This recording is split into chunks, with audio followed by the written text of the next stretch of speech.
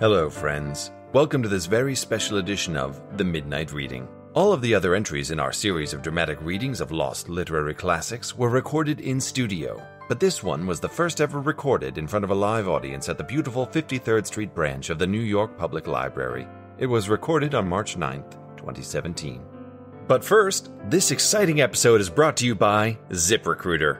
Are you hiring? Do you know where to post your job to find the best candidates? You gotta know that it's people who make your business a success. The right people. With ZipRecruiter, you can post your job to over 100 job sites with just one click.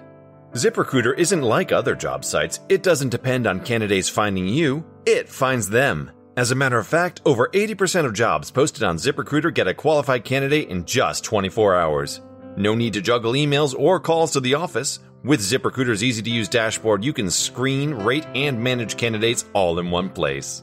Find out today why ZipRecruiter has been used by businesses of all sizes to find the most qualified job candidates with immediate results. And you can do it for free when you go to ZipRecruiter.com/fireside. That's right, go to ZipRecruiter.com/fireside. Post jobs for free and find the right talent to make your business a success.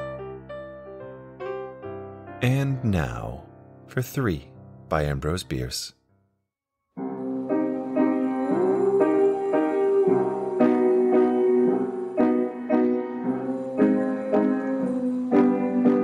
In the dark of night, one light still yet burns. Frightened fingers tremble as brittle pages turn.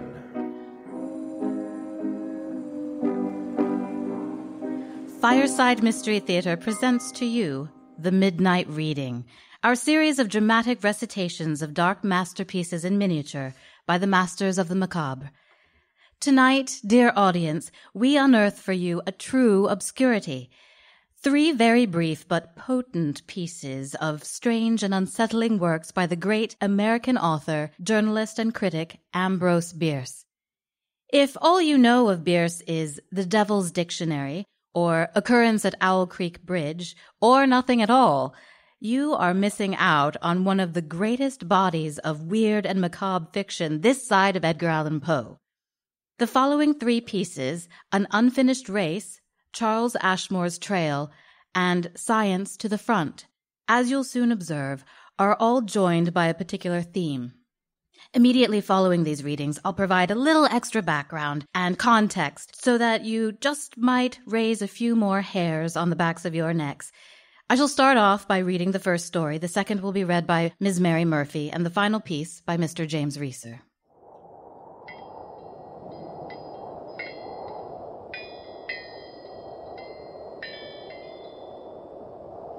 An Unfinished Race. James Byrne Worson was a shoemaker who lived in Leamington, Warwickshire, England. He had a little shop in one of the byways leading off the road to Warwick. In his humble sphere he was esteemed an honest man, although, like many of his class in English towns, he was somewhat addicted to drink. When in liquor he would make foolish wagers. On one of these too frequent occasions he was boasting of his prowess as a pedestrian and athlete, and the outcome was a match against nature.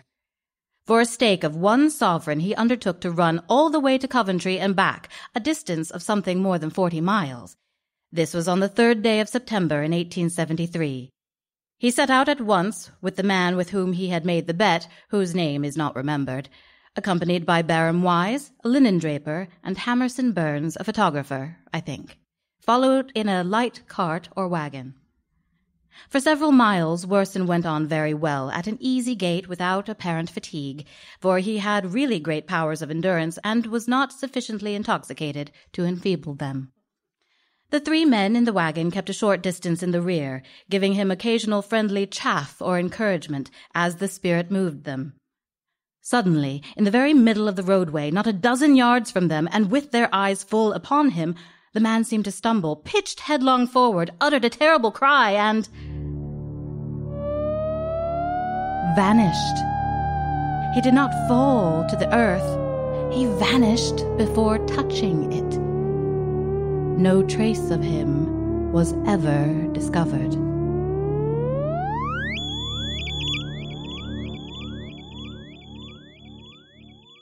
After remaining at and about the spot for some time with aimless irresolution, the three men returned to Leamington, told their astonishing story, and were afterward taken into custody. But they were of good standing, had always been considered truthful, were sober at the time of the occurrence, and nothing ever transpired to discredit their sworn account of their extraordinary adventure, concerning the truth of which, nevertheless, public opinion was divided throughout the United Kingdom. If they had something to conceal, their choice of means is certainly one of the most amazing ever made by sane human beings.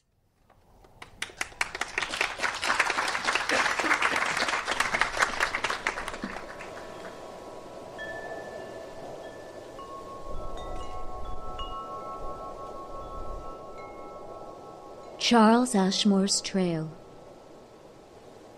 The family of Christian Ashmore consisted of his wife, his mother, 2 grown daughters, and a son of 16 years.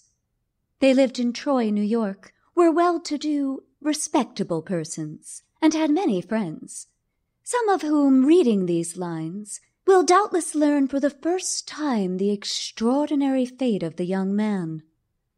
From Troy, the Ashmores moved in 1871 or 1872 to Richmond, Indiana, and a year or two later to the vicinity of Quincy, Illinois, where Mr. Ashmore bought a farm and lived on it.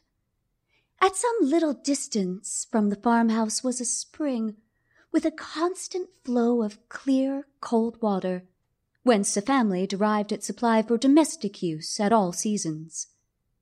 On the evening of the 9th of November in 1878, at about 9 o'clock, young Charles Ashmore left the family circle about the hearth, took a tin bucket, and started toward the spring. As he did not return, the family became uneasy, and going to the door by which he had left the house, his father called without receiving an answer. He then lighted a lantern, and with the eldest daughter, Martha, who insisted on accompanying him, went in search. A light snow had fallen, obliterating the path, but making the young man's trail conspicuous. Each footprint was plainly defined. After going a little more than halfway, perhaps 75 yards, the father, who was in advance, halted, and elevating his lantern, stood peering intently into the darkness ahead. "What is the matter, father?" the girl asked. This was the matter. The trail of the young man had abruptly ended, and all beyond was smooth, unbroken snow. The last footprints were as conspicuous as any in the line.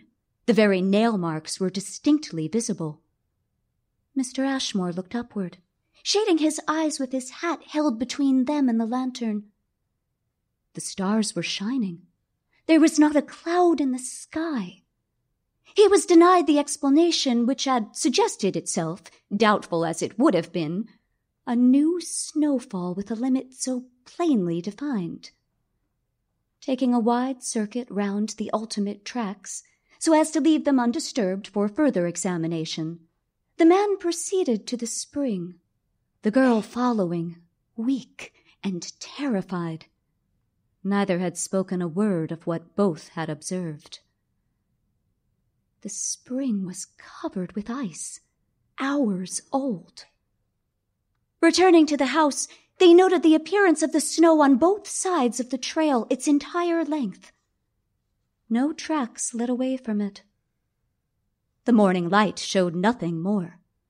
Smooth, spotless, unbroken, the shallow snow lay everywhere.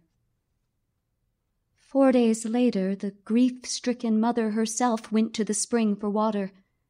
She came back and related that in passing the spot where the footprints had ended, she had heard the voice of her son and had been eagerly calling to him, wandering about the place as she had fancied the voice to be now in one direction, now in another, until she was exhausted with fatigue and emotion. Questioned as to what the voice had said, she was unable to tell, yet averred that the words were perfectly distinct. In a moment, the entire family was at the place.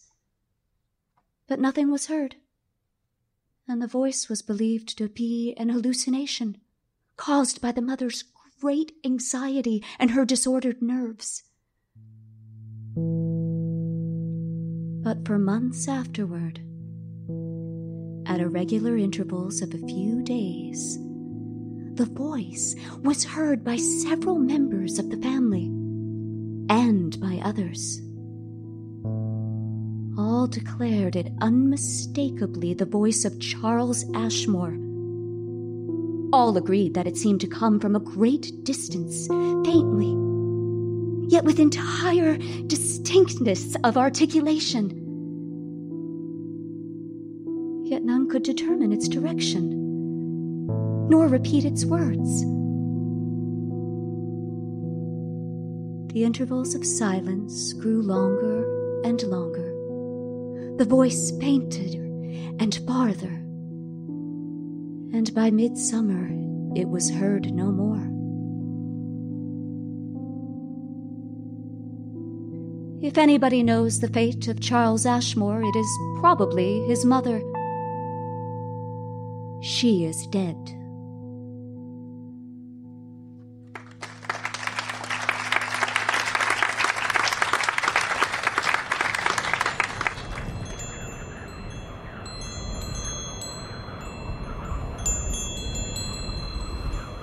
Science to the front.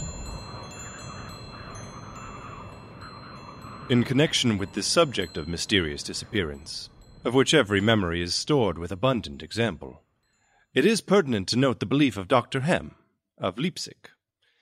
Not by way of explanation, unless the reader may choose to take it so, but because of its intrinsic interest as a singular speculation. This distinguished scientist has expounded his views in a book entitled Verschwinden und seine Theorie, which has attracted some attention. Particularly, says one writer, among the followers of Hegel and mathematicians who hold to the actual existence of a so-called non-Euclidean space. That is to say, of space which has more dimensions than length, breadth, and thickness. Space in which it would be possible to tie a knot in an endless cord, and to turn a rubber ball inside out without a solution of its continuity, or in other words, without breaking or cracking it. Dr. Hem believes that in the visible world there are void places, vacua, and something more, holes, as it were, through which animate and inanimate objects may fall into the invisible world and be seen and heard no more. Now the theory is something like this. Space is pervaded by luminiferous ether, which is a material thing, as much a substance as air or water, though almost infinitely more attenuated. All force, all forms of energy must be propagated in this. Every process must take place in it which takes place at all. But let us suppose that cavities exist in this otherwise universal medium, as caverns exist in the earth, or cells in a Swiss cheese. In such a cavity, there would be absolutely nothing. It would be such a vacuum as cannot be artificially produced. For if we pump the air from a receiver, there remains the luminiferous ether.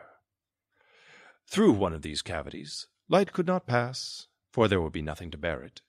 Sound could not come from it. Nothing could be felt in it. It would not have a single one of the conditions necessary to the action of any of our senses.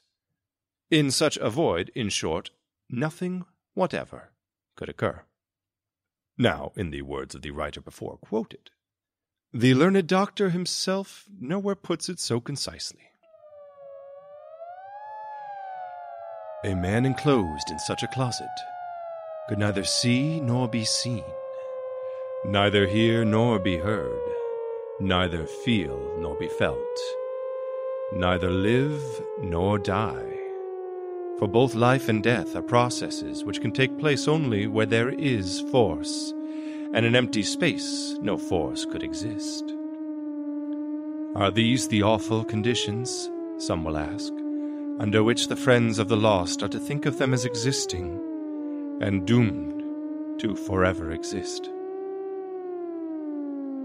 Baldly and imperfectly stated, as he has stated, Dr. Hem's theory, insofar as it professes to be an adequate explanation of mysterious disappearances, is open to many obvious objections. To fewer, as he states it himself in the spacious volubility of his book. But even as expounded by its author, it does not explain, and in truth, is incompatible with some incidences of the occurrences related in these memoranda. For example, the sound of Charles Ashmore's voice. Now, it is not my duty to endue facts and theories with affinity.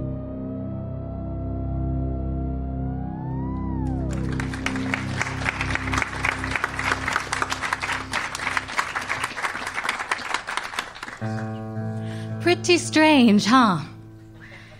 But what's even more mysterious and chilling is the fact that the author of the three pieces you just heard, Mr. Ambrose Bierce, himself vanished without a trace somewhere in Mexico in 1913 at the age of 71.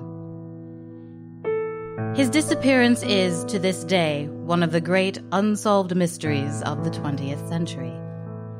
Did Mr. Bierce somehow foreshadow his own fate through these curious pieces of fiction?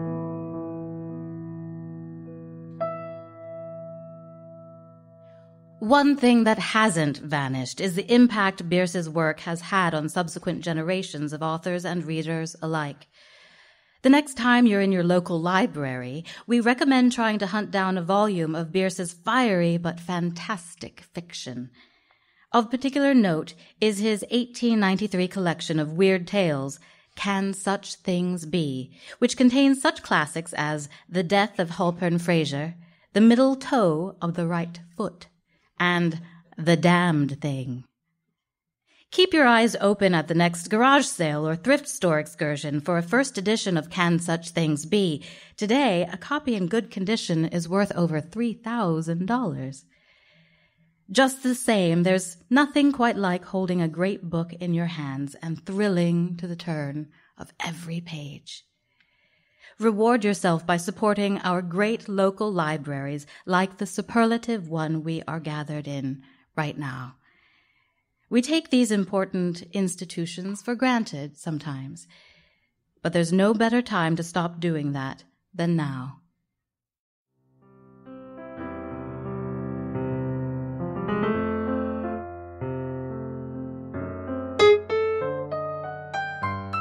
And that concludes our episode.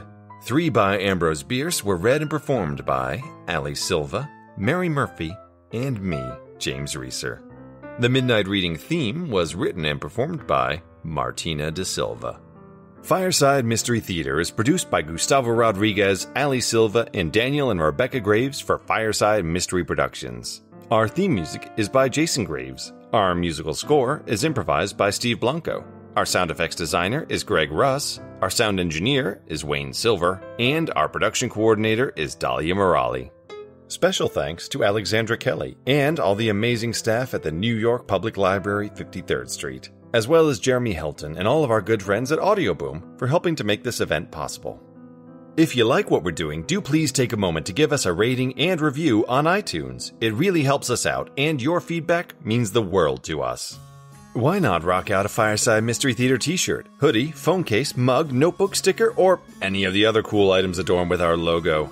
Go to the merch page at firesidemysterytheater.com and check out what's on offer.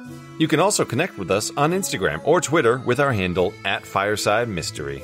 And for those of you in the New York City area, mark your calendar. Fireside Mystery Theater returns to the stage for a brand new season of thrilling and chilling original radio drama this Sunday, October 1st at 2 p.m. At the Bickford Theater at the Morris Museum in Morristown, New Jersey, we're bringing a show we call Sing the Old Alma Mater.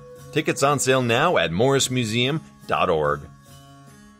This is your own James Rieser, reminding you as ever, lest you disappear, to mind the shadows.